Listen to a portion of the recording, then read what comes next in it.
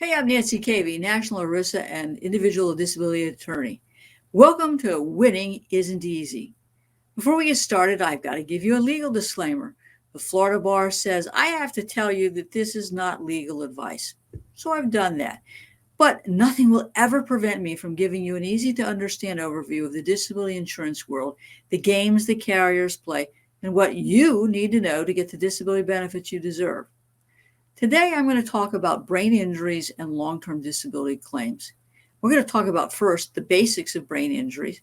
Second, I'm going to talk about how a Utah federal judge upheld United of Omaha's denial of disability benefits to a brain injured policyholder and what you can learn from that denial.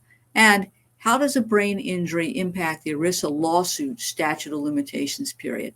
Let's take a break for a moment before we get started with this week's episode.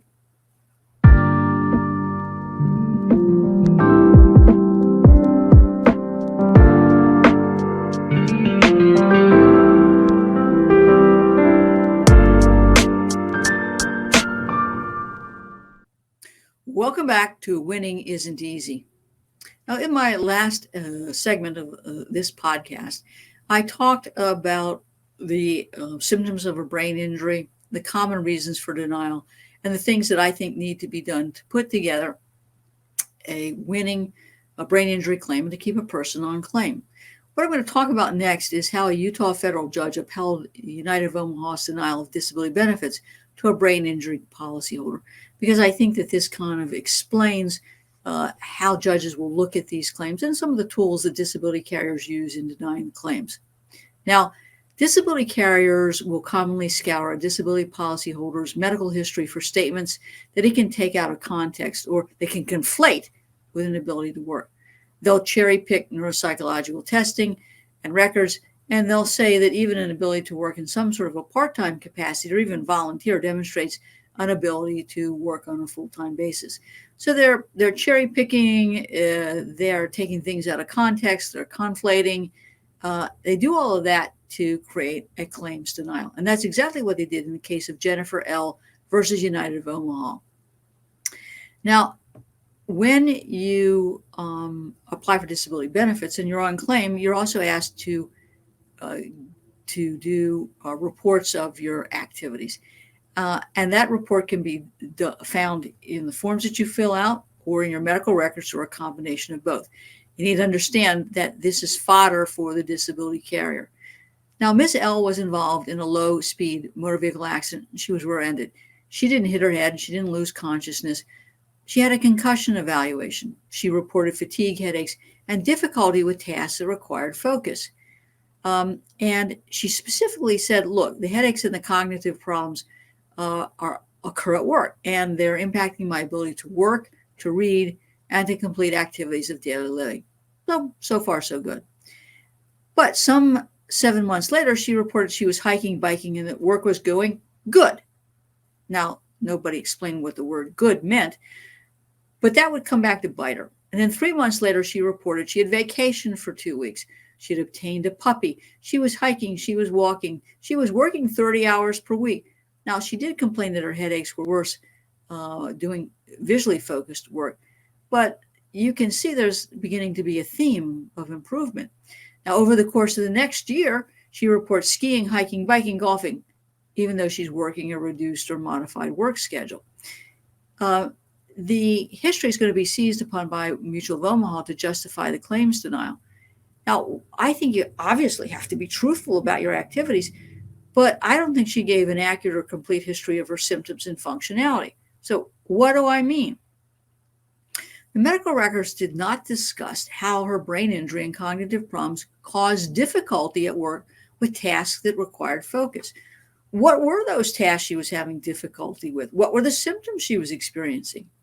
Second, the records never explained how the headaches caused any difficulty with work-related tasks. It didn't identify what the tasks were, what the symptoms were. Did she do any modification of her work environment? The third thing she didn't explain is what problems she had with her vacation. Did she limit her activity? Did any of the activity cause her problems? And if so, what? Did she have to stop that activity because of the headaches or the problems? Now, She also didn't explain what problems, if any, she was having getting or caring for a puppy.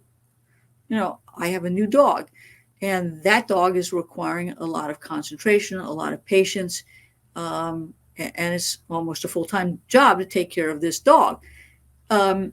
So again, explanation as to the problems she was having, both physically or cognitively, taking care of the puppy would have gone a long way to help her case. Now, she was also skiing, hiking, and golfing.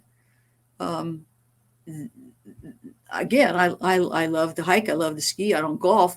But if I had a brain injury and I was having cognitive problems, I might be having problems with perception on the ski slope. I might be having problems hiking, figuring out where I was, when to turn around, making judgment decisions. The other thing she didn't explain was yeah, she was working a reduced or modified work schedule, but she didn't explain why. What was modified? Why was it modified? What problems did she have with any of the modifications? Did she have any performance issues because of her symptoms? What were those problems? How did her employer address those issues? So you can see that this type of information would have given a clearer picture of her symptoms and functionality.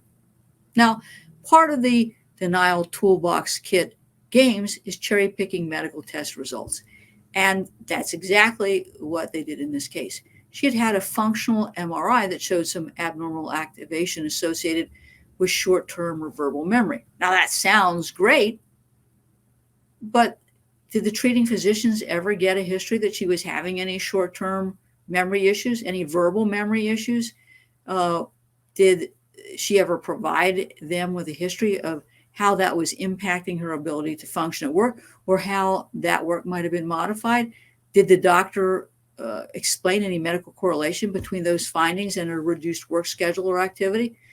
The answer was no. So the carrier got away with cherry picking the medical test results. But carriers also like to cherry pick neuropsychological testing and evaluations. The testing she had showed an adjustment disorder with mixed anxiety and depression with mild neurocognitive disorder secondary to traumatic brain injury. The test results indicated that there was no areas of profound impairment, but there was reduction in attention, executive functioning, and delayed recall. And that would have, in the provider's opinion, a marked impact on her ability to sustain workplace efficiency. It was suggested that she modify her workplace environment with respect to meeting and processing information. But guess what? There was no history of her problems with attention, executive functioning, workplace efficiency, or difficulties with meeting or information processing. Now, that should have been nailed down through a vocational evaluation and an opinion of the neuropsychologist that would have addressed this impaired function. But Mutual of Omaha pulled out another of their claim denial tools. They had her undergo a neuropsychological evaluation, and she wasn't prepared. I mean, it's clear that she never gave a history of the problems with the physical activity she was doing, any detailed history about her work activities she was having problems, and worse yet, the testing shows she gave poor effort, and the test results were inconsistent with the neuropsychological testing. So the carrier seized on it, saying she's lying, she didn't cooperate, she breached that part of her policy. She couldn't possibly be as disabled as she says, because look at all the things she's doing. Look at the lack of complaints. Look at the lack of modification or an explanation of those modifications. What she should have done was to hire an experienced ERISA disability attorney as soon as she was scheduled for that IME. In fact, I think sooner. But the attorney would have looked at her medical records and seen the deficiencies we discussed, would have prepared her for the IME, videotaped the IME interview with a neuropsychologist. Those are the things that should have been done. Now, her neuropsychologist attempted to rebut the opinions of the IME, but there really wasn't a good factual or vocational basis for his opinions. And Mutual of Omaha's doctors ultimately seized on those deficiencies to justify the denial. So what did the federal judge do with this? Well, the judge found that the results of the testing and records didn't support a mental or a physical impairment, that her daily functioning and her recreational activities were inconsistent with her self-reported symptoms, that her return to work in some capacity for more than a year after the accident was important because there was no evidence that she was having problems functioning, that the nature of her treatment was based on her self-reported symptoms, and that there is a general expectation that brain injuries gradually improve over time. None of this is a surprise. It all should have been anticipated and addressed. So what are the lessons learned? At each medical visit, you need to give a complete and accurate history of your symptoms and how those symptoms impact your ability to do things not only around the home and at your work. Make sure, number 2, that the testing results correlate with your symptoms and functionality. 3, hire an ERISA attorney in a brain injury claim. And certainly if you don't, you darn well better do it when you've been scheduled for an IME, because it's going to be crucial, number 4, that you get lots of prep for this IME. You also need to make sure that there is medical correlation between your symptoms and functionality and your diagnostic studies. You got to tie it all together in a coherent story. And you should be hiring a vocational rehabilitation counselor to correlate the symptoms and functionality issues with the inability to do your own occupation or any occupation. You can see that these were valuable lessons that she didn't know, didn't apply, but you will learn as a result of her mistakes. Hire an experienced ERISA disability attorney in a brain injury case. It's as simple as that.